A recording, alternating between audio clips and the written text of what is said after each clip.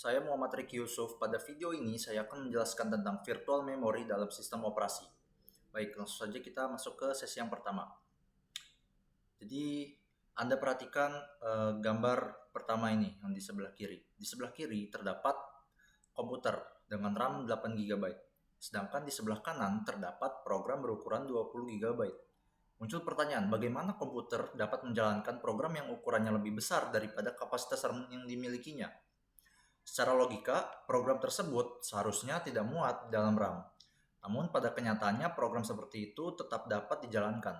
Jawabannya adalah karena virtual memory.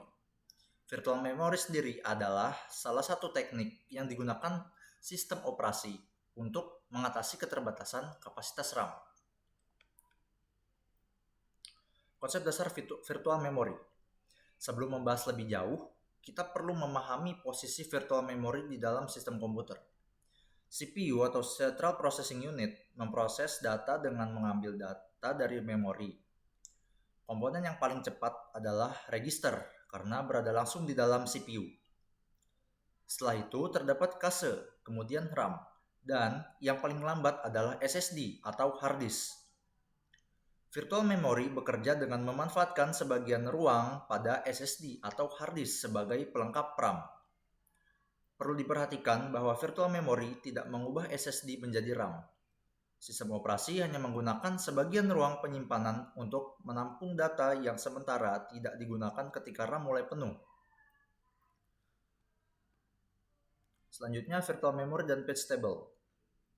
Pada virtual memory, program dibagi menjadi bagian-bagian kecil yang disebut page atau halaman. Lokasi setiap halaman dicatat pada sebuah table yang disebut page table. Ketika CPU membutuhkan data, CPU tidak langsung mencari ke RAM. CPU terlebih dahulu melihat page table untuk mengetahui halaman yang dibutuhkan berada pada frame RAM yang mana. Pada contoh ini, beberapa halaman dari berbagai proses seperti P1, P2, P3, dan P4 ditempatkan pada frame-frame yang berbeda di dalam RAM. Jika halaman yang dipinta CPU tersedia di RAM, data dapat langsung diberikan kepada CPU dengan sangat cepat. Selanjutnya, saya bahas tentang swipe out dan swipe in.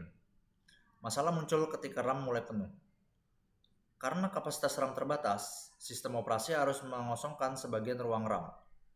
Halaman yang jarang digunakan akan dipindahkan dari RAM ke ruang virtual memory yang berada pada SSD atau hard disk. Proses pemindahan dari RAM ke penyimpanan sekunder ini disebut swipe out. Sebaliknya, ketika halaman tersebut dibutuhkan kembali oleh CPU, sistem operasi akan memindahkannya kembali ke RAM. Proses ini disebut swipe in. Dengan mekanisme swipe out dan swipe in ini, sistem operasi dapat menjalankan banyak proses walaupun kapasitas RAM terbatas.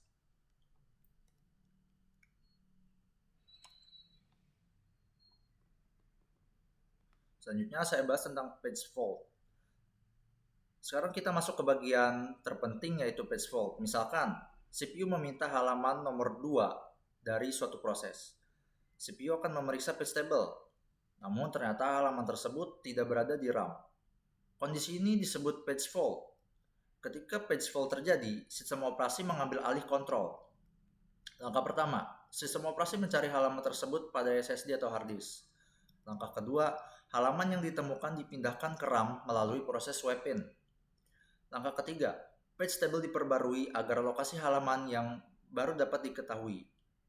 Setelah itu, kontrol dikembalikan kepada proses dan CPU dapat melanjutkan eksekusinya.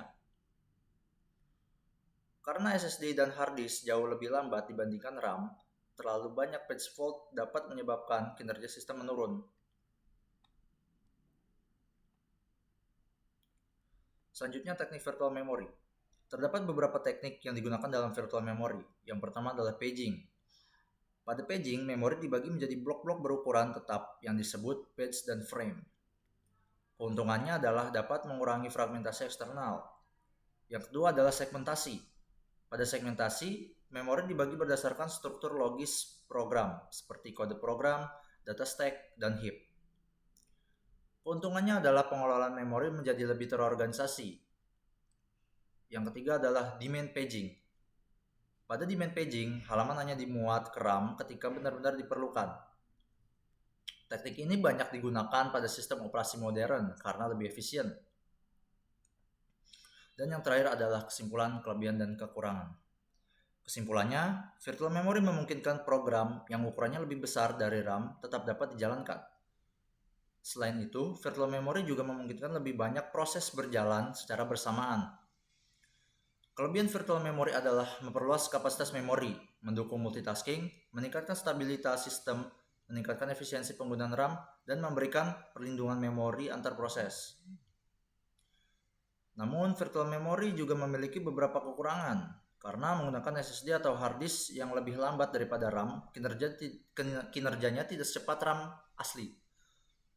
Selain itu, memori membutuhkan ruang penyimpanan tambahan dan apabila page fault terjadi terlalu sering dapat menyebabkan thrashing, yaitu kondisi ketika sistem lebih banyak melakukan perpindahan halaman dibanding menjalankan proses. Jadi, inti dari virtual memory adalah hanya halaman yang dibutuhkan saja yang dimuat ke RAM, sedangkan halaman lain dapat disimpan sementara di SSD atau hard disk. Berikut merupakan penjelasan tentang virtual memory dalam sistem operasi. Semoga dapat bermanfaat. Mohon maaf atas segala kekurangan. Saya Muhammad Riki Yusuf, pamit undur diri. Wassalamualaikum warahmatullahi wabarakatuh. Saya Muhammad Riki Yusuf, pamit undur diri. Terima kasih.